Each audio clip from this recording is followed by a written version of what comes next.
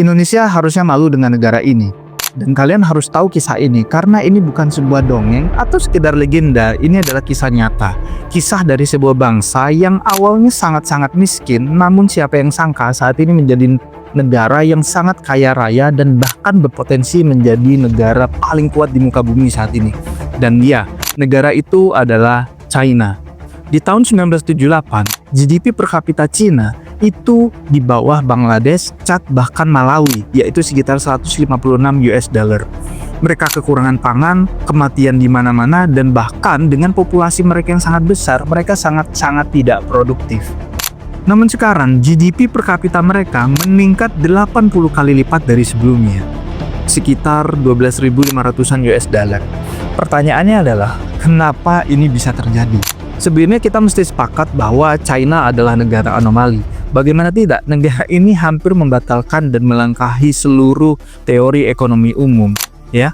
Salah satunya adalah yang menyebutkan bahwa negara dengan ekonomi modern itu cenderung akan beralih ke sistem demokrasi. Tapi justru alih-alih merubah sistem pemerintahan mereka menjadi sistem demokrasi, mereka justru mempertahankan sistem otoriter mereka.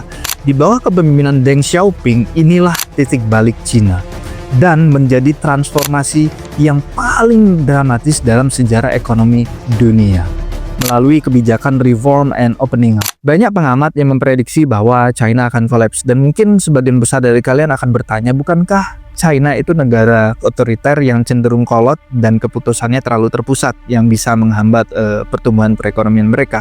No.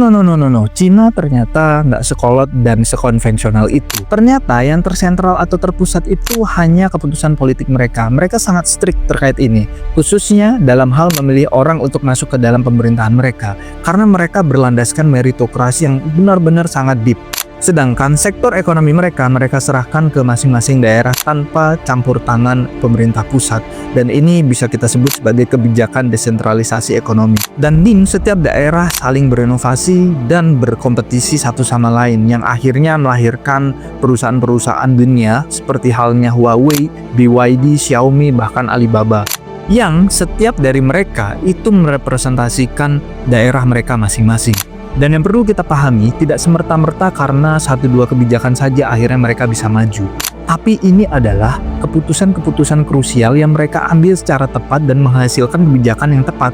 Dan salah satunya adalah investasi mereka di sumber daya manusia. Setidaknya sampai tahun 2023 ada sekitar 900.000 mahasiswa China yang menempuh pendidikan di luar negeri dan menjadikan mereka kelompok terbesar di antara mahasiswa lain di belahan dunia manapun. Selain itu, mungkin ini yang terpenting. Walaupun China menjadi salah satu negara dengan sumber daya alam terbesar dan terkaya dan berkali-kali lipat dibandingkan dengan Indonesia, mereka jarang sekali overclaim dan menarasikan bahwa negara mereka adalah negara kaya, atau bahkan mereka menyebutkan tanah mereka tanah surga. No, sama sekali enggak.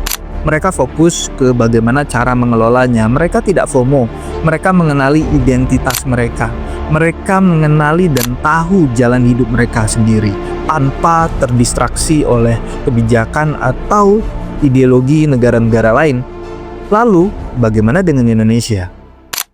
Tapi tunggu dulu, pembahasan terkait Cina ini masih sangat seru karena kita tahu efek dari pertumbuhan ekonomi dan kompetisi yang gila-gilaan akhirnya banyak berdampak buruk pada lingkungan. Salah satunya menjadikan Cina ini negara penghasil emisi terbesar saat ini di dunia. Padahal di satu sisi, China itu merupakan eksportir kendaraan listrik terbesar di dunia dan menjadi salah satu negara yang paling transformatif dalam hal inovasi dan penerapan energi terbarukan. Lalu pertanyaannya, kok bisa? Lagi-lagi tidak ada yang tidak mungkin untuk China. Ini gue kasih tahu, kira-kira kalian mau nggak jika kendaraan BBM kalian diminta dan dipaksa untuk segera diganti dengan kendaraan listrik, atau listrik rumah kalian sumbernya diganti dengan solar panel tanpa jaminan bahwa kualitas lebih baik atau harga lebih murah? Berarti kalian hanya dituntut karena ini berkaitan dengan lingkungan dan kalian harus peduli. Ya, mungkin beberapa dari kalian mungkin akan sepakat dari ini, tapi gue yakin 1000% bahwa sebagian besar dari kalian itu tidak akan mau dan tidak akan setuju terkait ini. Apa keuntungannya untuk mereka, ya kan? Nah, Cina itu sadar terkait hal ini. Mereka melihat potensi energi terbarukan, tapi mereka juga melihat bahwa behavior masyarakat dunia itu belum bisa bergantung pada energi terbarukan. Oleh karenanya mereka membentuk marketnya terlebih dahulu sehingga perlahan dapat shifting behavior. Mereka berusaha membuat masyarakat dunia itu ketagihan dulu gitu loh, dan butuh dulu gitu sampai supply chainnya benar-benar terbentuk sempurna. Ya awalnya mereka sangat bergantung pada bahan bakar fosil, tapi karena marketnya berubah, mereka secara perlahan beralih ke energi yang itu lebih ramah lingkungan, misalkan wind, geothermal, atau bahkan solar gitu.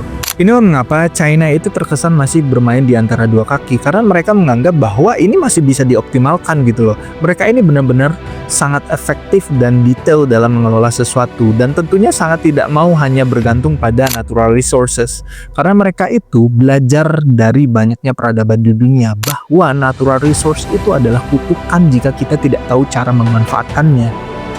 Bagaimana menurut kalian?